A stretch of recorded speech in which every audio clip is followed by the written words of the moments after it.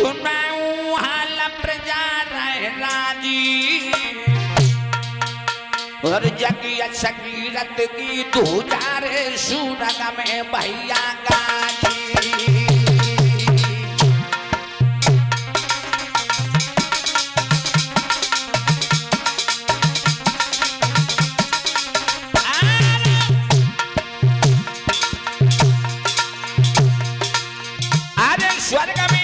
स्वर्ग में गाजी सुनो सरदारी स्वर्ग में गाजी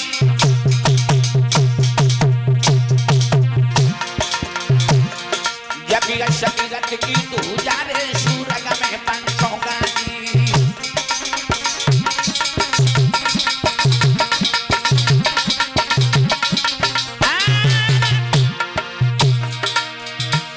अरे प्रजापुत्र समान दे दो हनाना तुझे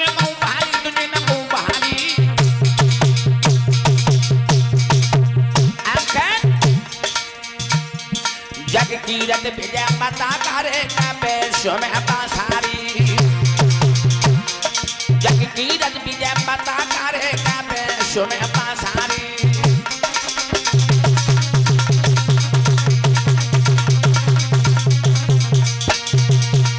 महाराज भीष्मक बड़े ही आदर्शवादी राजा हुए हैं जो अपनी प्रजा को पुत्र के समान प्यार देते हैं। महाराज भीष्म के 5 बेटा है। परीक्षित महाराज कितने बेटा है? 5।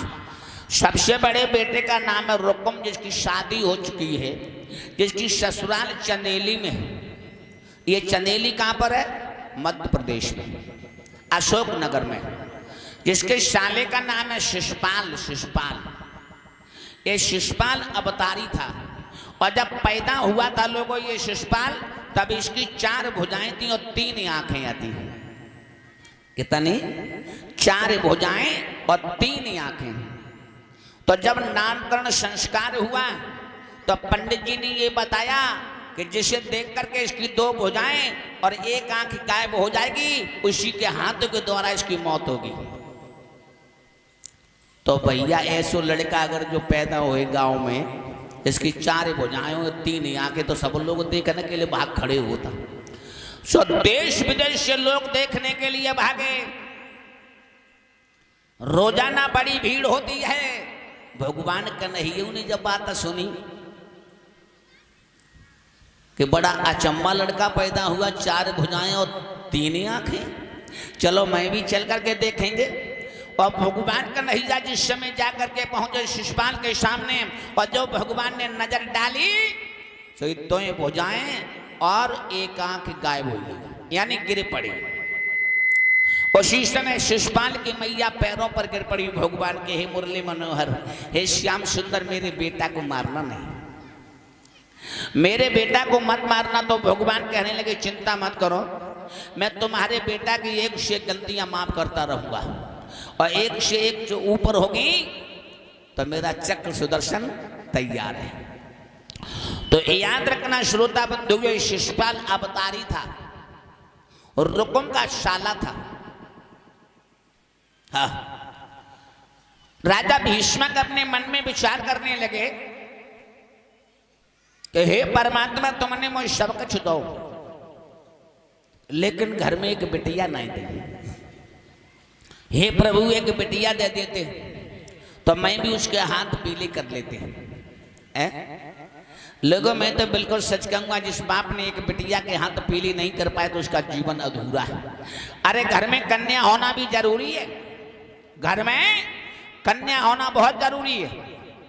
लेकिन भैया आजकल आप लोगों ने देखो है, घर में बिटिया पैदा हो गई कि सब लोगों ने के मन न मरी गई हैं। और वो घर से जब निकल के बाहर गली में जाए तब तो उन्हें पूछियो, क्यों भैया तुम्हारे घर कहाँ जन्म हो? कछु ना पिटरिया जन्मी। याद रखना लोगों, आज हमारे बहनों की कृपा है जो मैं व्यास गद्दी पर बैठा हुआ। हमारे 5 बहनें हैं।